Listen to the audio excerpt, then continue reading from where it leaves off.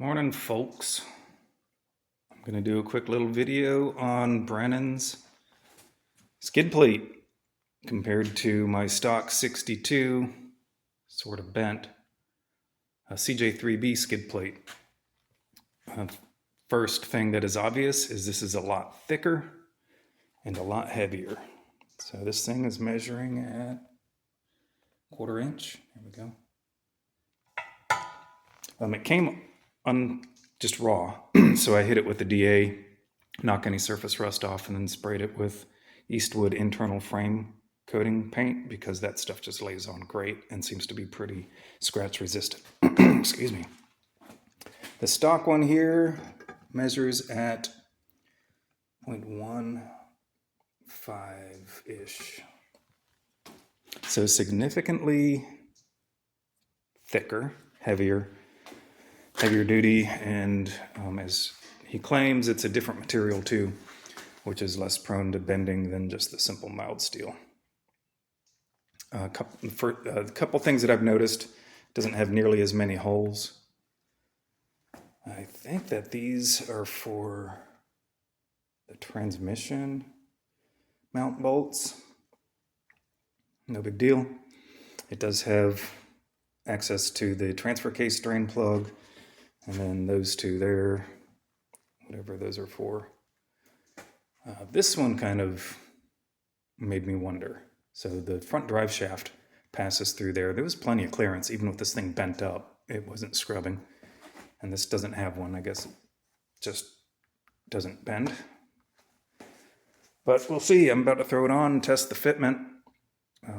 Last thing that I noticed that's different. My original one, the tail here bends down slightly where his tail bends up. This thing does have a drum parking brake.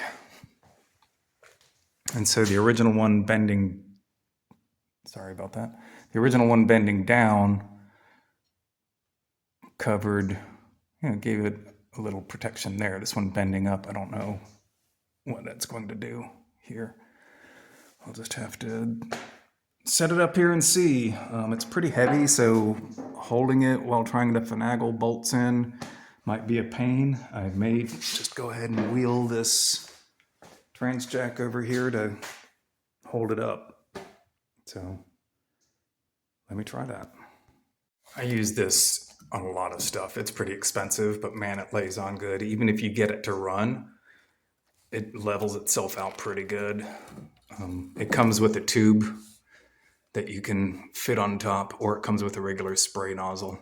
And the tube is so you can fit it inside of a boxed frame rail or rocker, and then just kind of spray it, and the nozzle sprays out in a star pattern to coat the inside of frames. Great stuff. I use it for anything under a car or under a dashboard, unless I'm doing welding. Yeah, here's the tube that it comes with. I'll just leave that down there. If I'm welding, I like using this stuff. This stuff's okay, but I like this stuff better. This is more expensive than this, but it's good stuff. All right, so that's basically what I use for painting parts like this. All right, I'm about ready to throw this thing into place. Looks like it'll clear the drum brake just fine. I don't even use that drum brake. I can't get it adjusted. So I'm tempted to just completely remove it, but I think I would need to buy some sort of different output yoke for the transfer case.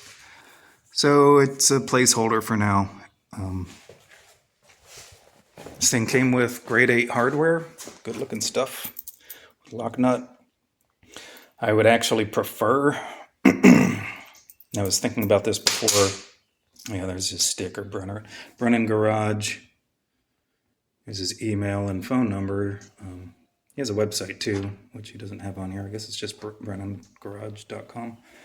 But as I was saying, I would rather tack weld some nuts to that transmission cross brace and then just use like an Allen socket button head to zip it in there. That'd be so much easier than trying to push this up and then reach up into that tight space with a ratchet wrench to torque this down. But this is what I've got, so that's what I'm going to put in there.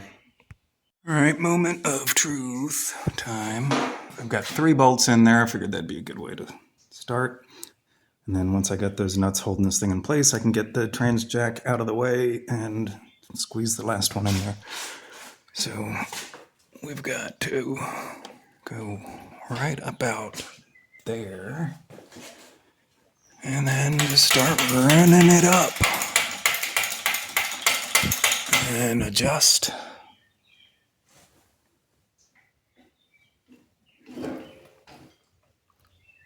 Okay, that's pretty close.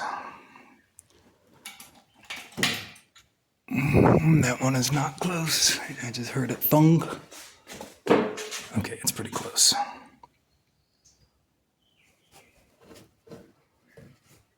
Yeah, that's lined up. You could do this on your back. I could do it on my back, but you know, I spent some money on this lift, so I'm gonna use it.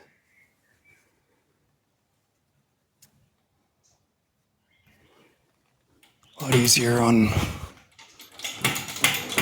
the back. Yeah, that fits good. Plenty of room. All right, now I'm just collapsing cardboard, so it's time to get some nuts started and then get this trans jack out of here.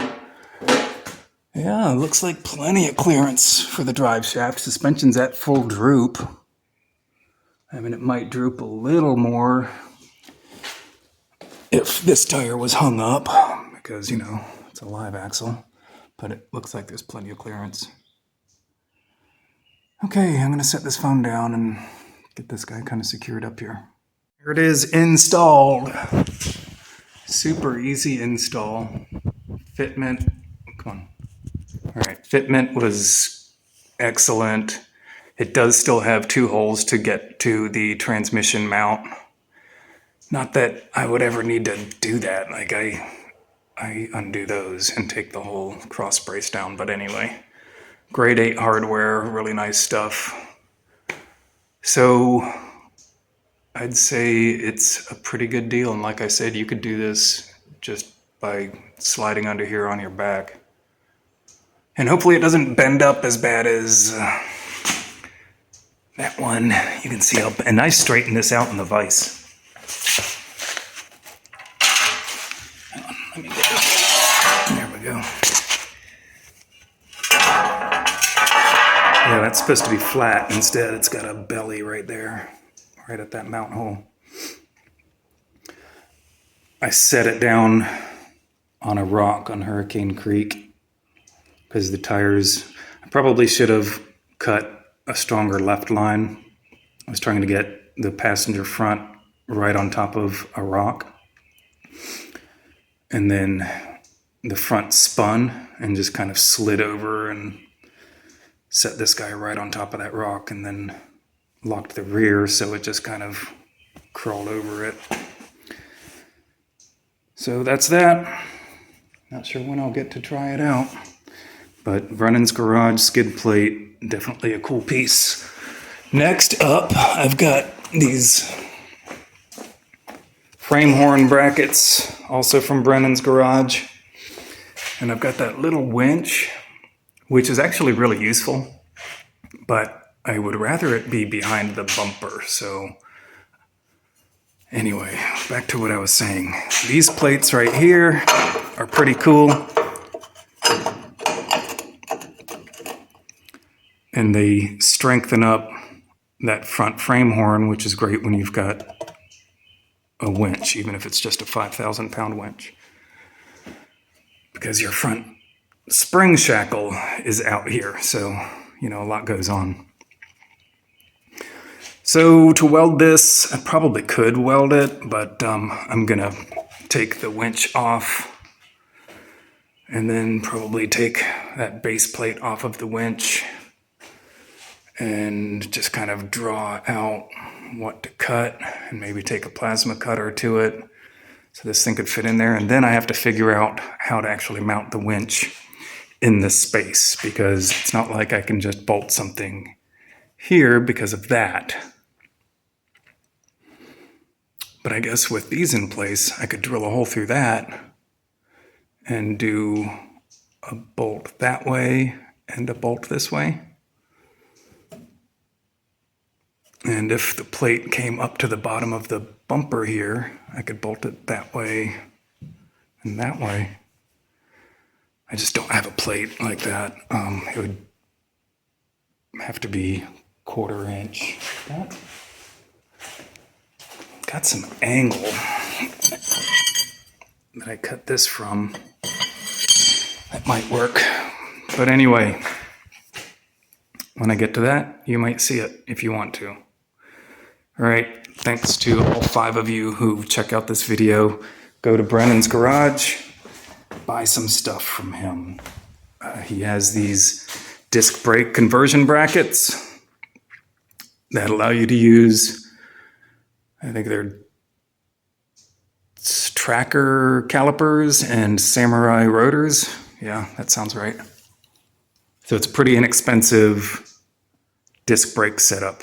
And I did it on all 4 corners. He also has some really cool rear brackets that use, I think it's a GM caliper with an integrated electric parking brake, which would be really slick.